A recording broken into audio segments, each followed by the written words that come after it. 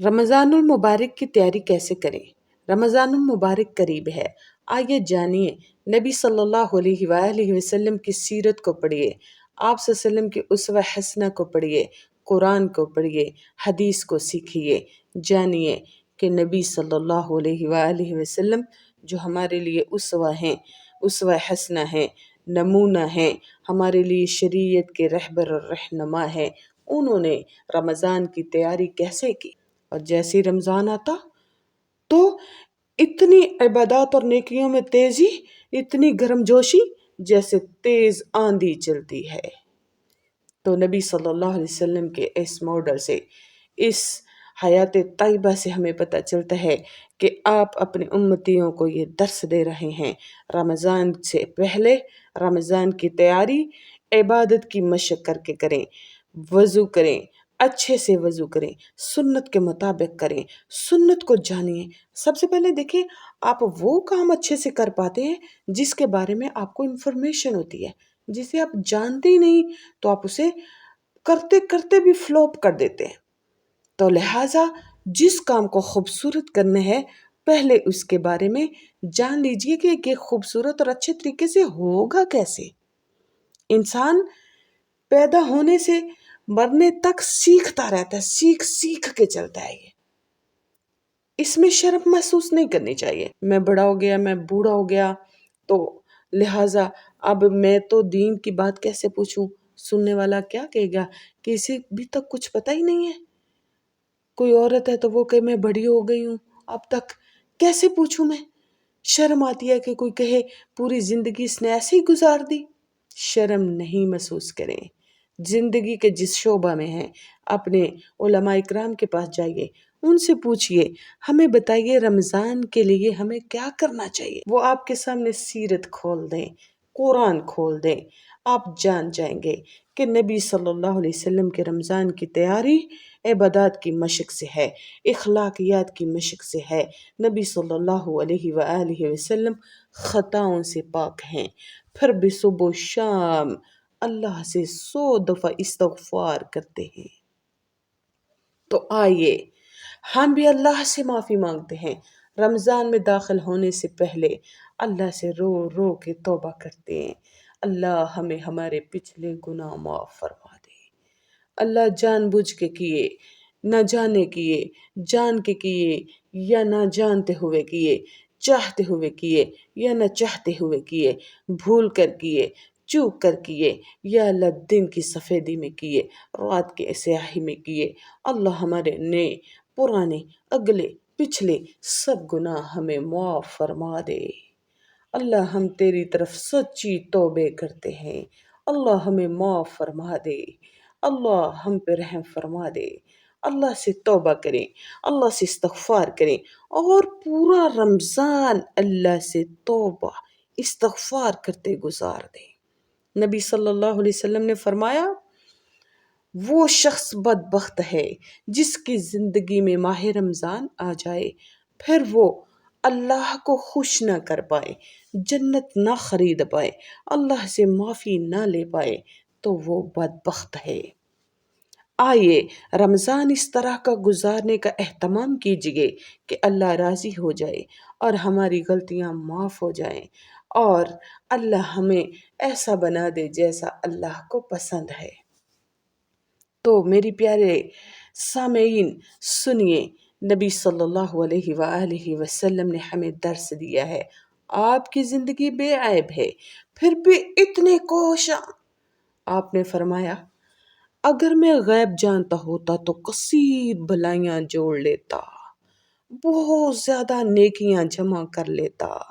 اگر غیب جانتا ہوتا، اتنی نیکیاں کرنے والے، سب سے زیادہ نیکیاں کرنے والے پیغمبر ہوا کرتے ہیں، اور پیغمبروں کے سردار محمد صلی اللہ علیہ وسلم یوں فرما رہے ہیں۔ تو میرے سامعین، ہم کہاں پہ کھڑے ہیں؟ ہم بڑے لاپرواہ سے ہیں۔ آئیے پرواہ کیجئے، آئیے اس زندگی کی قدر کیجئے، آئیے اللہ اور اس کے رسول کے احکامات کی پیروی کیجئے۔ نبی صلی اللہ علیہ وسلم کی تڑپ کو دیکھیے، کیسے تڑپ تڑپ کر اپنی امت کے لیے کتنا خوبصورت یہ گلدستہ سجایا ہے دین کا، اور آپ کے معافی کے لیے، آپ کے اللہ سے بخشش کے لیے کیسے اللہ سے آسانیاں چاہنے والے نبی صلی اللہ علیہ وآلہ وسلم ہمارے لیے بہترین نمونہ ہیں۔ آپ کثیر تعداد میں کیا کرتے؟ سخاوت کرتے۔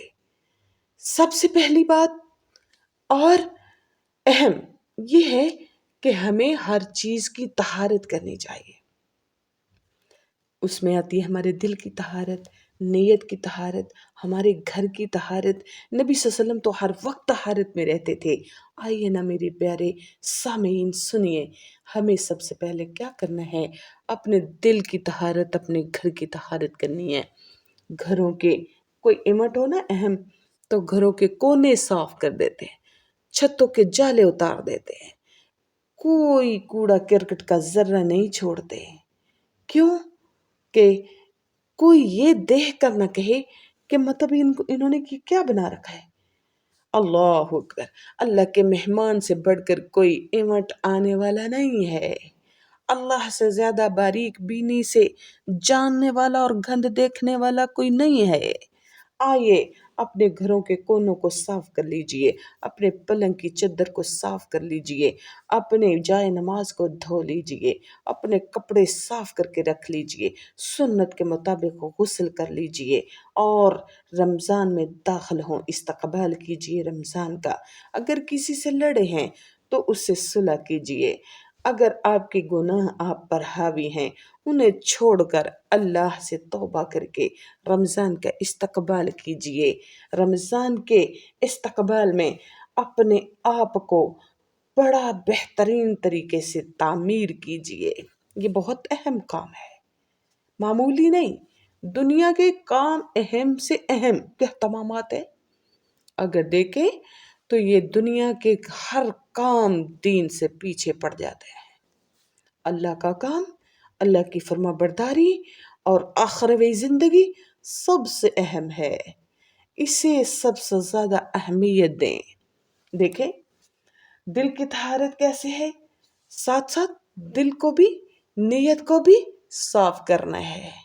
دل بھی ایک آنگن ہے، جیسے گھر کے آنگن کی صفائی کی جاتی، جھاڑو پکڑا جاتا ہے، اسی طرح دل میں بھی گرد اکٹھا ہو جاتا ہے۔ بہت ساری بیماریاں، حسد، کینہ، بغض، نفرت، جھوٹ اور بے حیائی، فحاشی، نسیان اور بہت کچھ اس طرح کا گند اکٹھا ہو جاتا ہے۔ تو اس کو صاف کرنے کے لیے، ریموو کرنے کے لیے جھاڑو ریز پکڑیے، اسے صاف کیجئے، اس کی سیٹنگ کر دیجئے اور اسے کھلا کریں، تاکہ آپ کے دل میں اللہ کا قرآن سمائے، نبی صلی اللہ علیہ وسلم کا فرمان سما جائے، اور اللہ اور اس کے رسول کی محبت سمائے، علم سمائے۔ اگر جگہ نہیں ہوگی، اس میں کینہ حسد بھریں گے تو دوسری چیزوں کے لیے جگہ نہیں بچے گی۔ یہ چھوٹی چھوٹی باتیں، فلاں ہمیں کیا کہتا ہے، وہ ہمیں کیوں کہتا ہے، وہ اس کا عمل اس کے ساتھ ہے۔ بھائی ہر ایک کے اپنے عمل کا دائرہ ہوتا ہے، آپ اپنا معاملہ اللہ کے ساتھ رکھیں، اسے چھوڑ دیں، اگنور مارے، وہ جانے اور اللہ جانے، ہمیں اس بات سے اللہ کوئی فرق نہیں۔ یہ بہت بڑی بات ہے۔ ایک صحابی نبی صلی اللہ علیہ وسلم جب فرمایا نا اس دروازے سے جنتی آ رہا ہے، تو دیکھا صحابہ اکرام نے تو وہ عبداللہ بن عمر تھے۔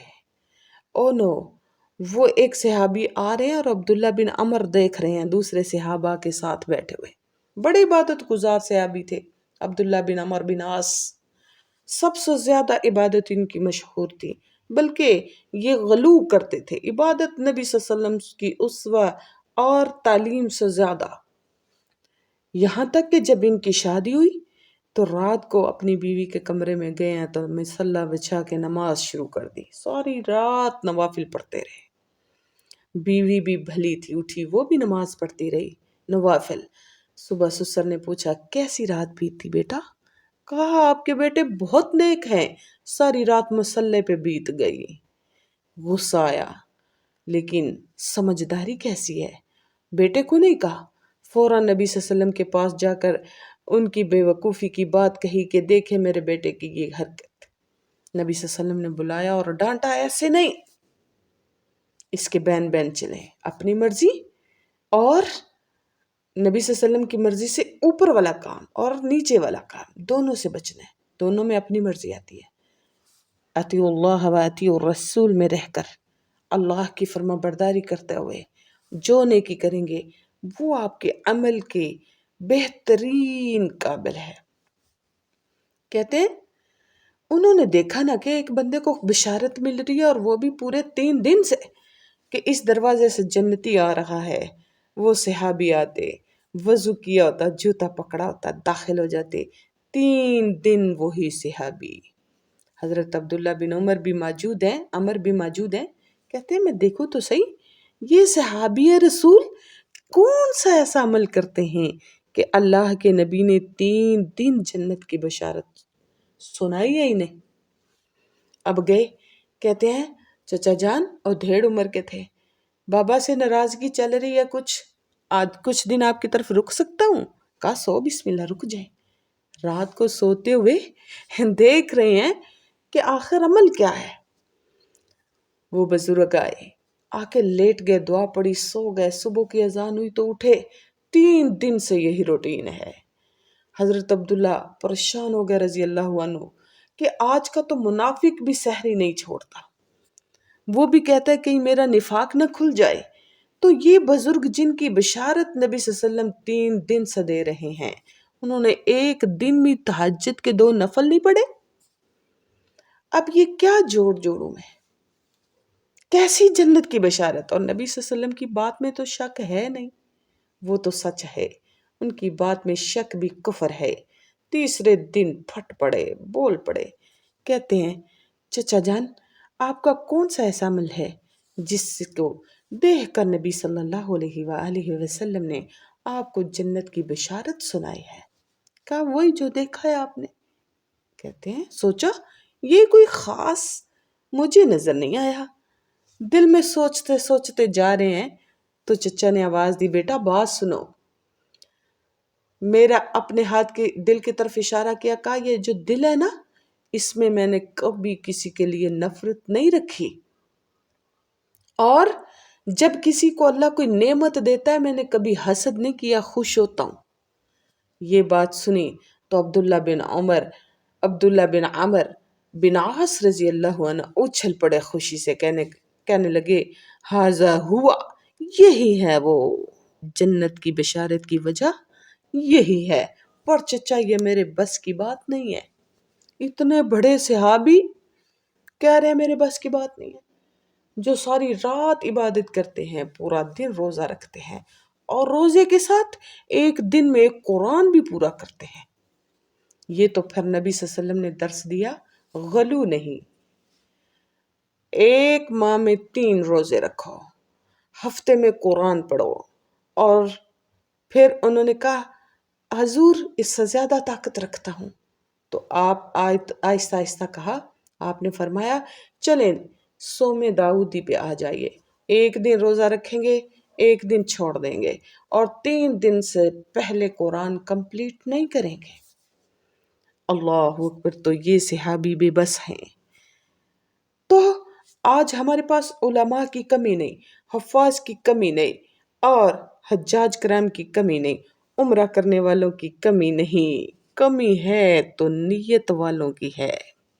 آئیے اپنی نیت کو صاف کیجئے، اپنے دلوں کو صاف کیجئے، کینہ حسد سے پاک کیجئے اور اپنے رب اور رمضان اور قرآن سے ملیے. سرور آ جائے گا، آپ کی زندگی میں چین آ جائے گا، ہماری زندگی میں سکون آ جائے گا. تو اللہ کے نبی صلی اللہ علیہ وسلم کی سیرت کو دیکھیے، آپ نے رمضان سے پہلے کیا کیا، وہی کام کرنے. آج ہماری ضروریات، ہمیں لگتا ہے یہ جو دور ہے یہ نیو ایجادات، جدید دور کی ضرورتیں ہیں. بھئی بازار جانا، رمضان میں کپڑے سلائی کرنا، عید کی تیاری، بھاگم بھاگی ادھم مچا ہوا ہے رمضان میں. رمضان سے پہلے اپنی یہ والی ریڈی ہو جائیں، تیاری مکمل کر لیں. کپڑے سلائی کرنے ہیں تو رمضان سے پہلے کیجئے، بازار جانا ہے رمضان سے پہلے جائیے.